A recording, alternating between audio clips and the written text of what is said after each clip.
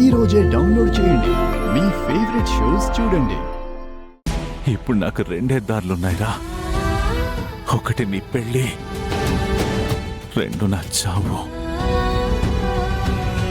దేనికొస్తావో చెప్పు. మందులు వేసుకోండి అన్న, నేను పెళ్లికి వస్తున్నాను.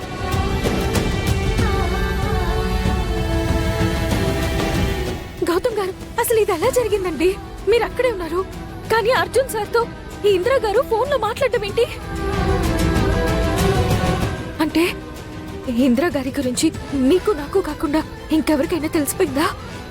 వాళ్ళే ఫోన్లో మాట్లాడారా? ఎవరండి వాళ్ళు? బుల్లబ్బాయ్ లేదా వాడి అసిస్టెంట్ సైదులా, లేక ఇంకెవరైనా? ఇలా మీ నాన్నగారితో మాట్లాడి తర్వాత మనల్ని బెదిరించే ప్రయత్నం చేస్తారా? అహల్య గారు, రిలాక్స్. ముందు కూర్చోండి, కూర్చోండి, కూర్చోండి, కూర్చోండి, కూర్చోండి.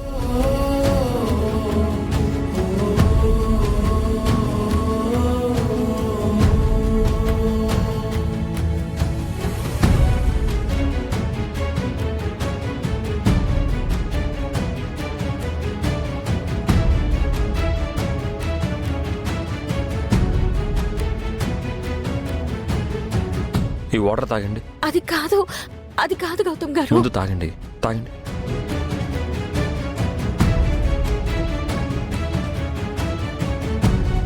నాకు చాలా భయంగా ఉంది గౌతమ్ గారు. ఏమండి, ఏమండి, భయపడాల్సిన అవసరం ఏం లేదు. నాన్నతో ఇంద్రలా మాట్లాడింది నా ఫ్రెండ్. ఏంటి, మీ ఫ్రెండా? అవును, ఇలాంటి సిచ్యుయేషన్ వస్తుందని ముందే ఊహించి నేను నా ఫ్రెండ్కి చెప్పాను. వాడొక మిమిక్రీ ఆర్టిస్ట్. సినిమాలకి, టీవీ సీరియల్స్కి కూడా డబ్బింగ్లు చెప్తూ ఉంటాడు.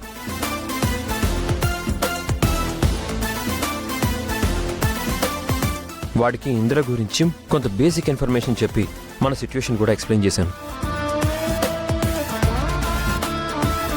ఇందిరకి ఎవ్వరు కాల్ చేసినా వాడి ఫోన్కి డైవర్ట్ అయ్యేలా చేశాను.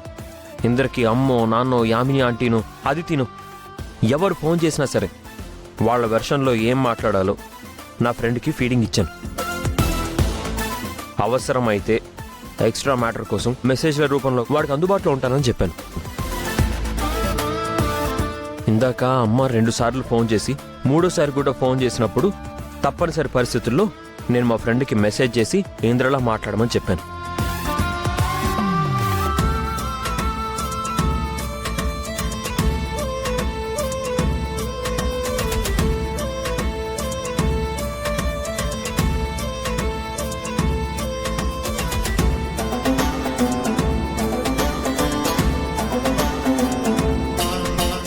ఇదంతా ఎప్పుడు చేశారండి?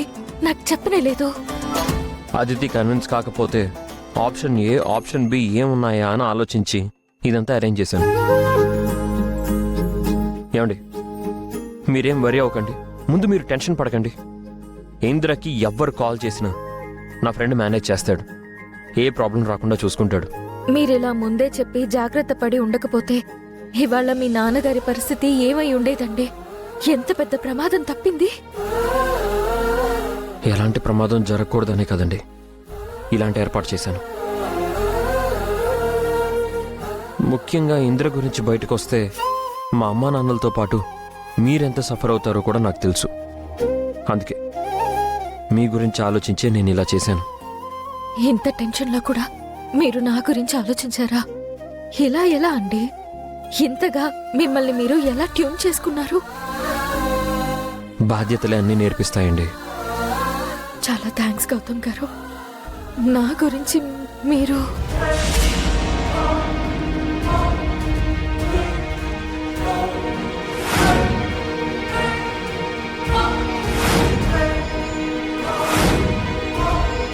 అయ్యో దేవుడా, ఏమైందండి? కంగారులో నేను ఒక పిచ్చి పని చేశానండి. ఏం చేశారు? అది ఇందాక మనం యామిని గారింటికి వెళ్ళినప్పుడు మీరు ఎంత చెప్పినా అదితి కన్విన్స్ కాకపోయేసరికి తనకి నిజం తెలిస్తే పెళ్ళ ఆగిపోతుందని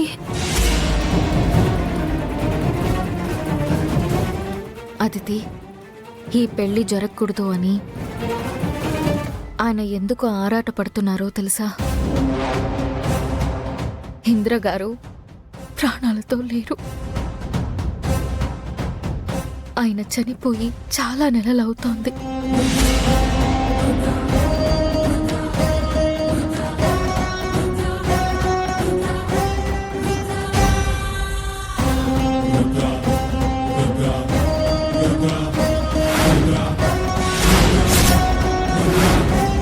ఇప్పుడు అతిథి ఆ లెటర్ చూస్తే ఎలాగండి?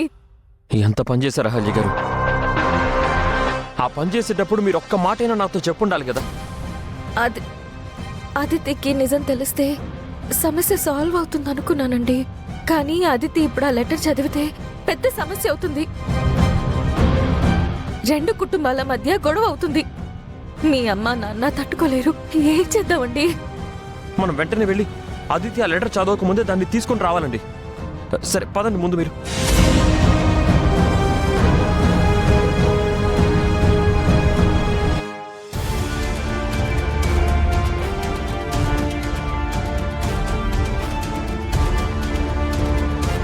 గౌతమ్ గారు, అదితి ఆ లెటర్ చూసుంటుందంటారా?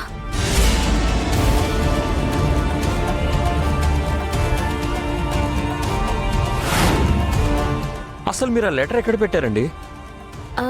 అది అదితి గదిలోనే పెట్టాను.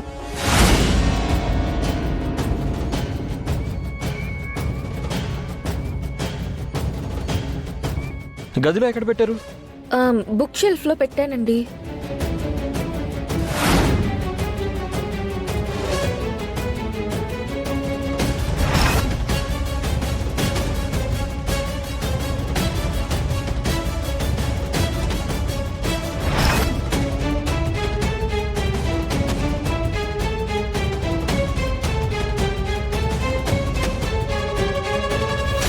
ఇందాకటి వరకు అదితి ఆ లెటర్ చూడాలి, చదవాలి అనుకున్నాను. ఇప్పుడు తను చూడకూడదు అనుకుంటున్నాను. ఆ దేవుడే కాపాడాలండి.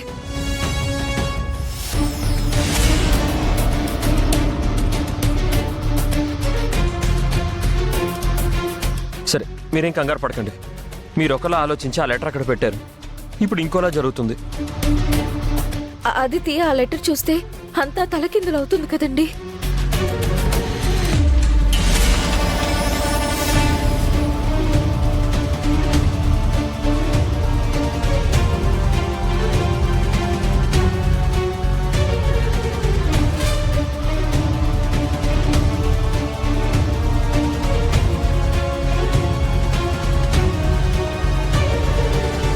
ఏం జరిగినా సరే నేను చూసుకుంటాను. మీరు టెన్షన్ పడకండి.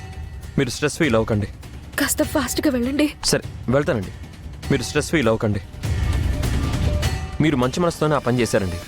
దానివల్ల ఎలాంటి చెడు జరగదు. మీరు ఎక్కువ ఆలోచించకండి. మీరు జాగ్రత్తగా ఉండండి. నేనున్నాను కదా.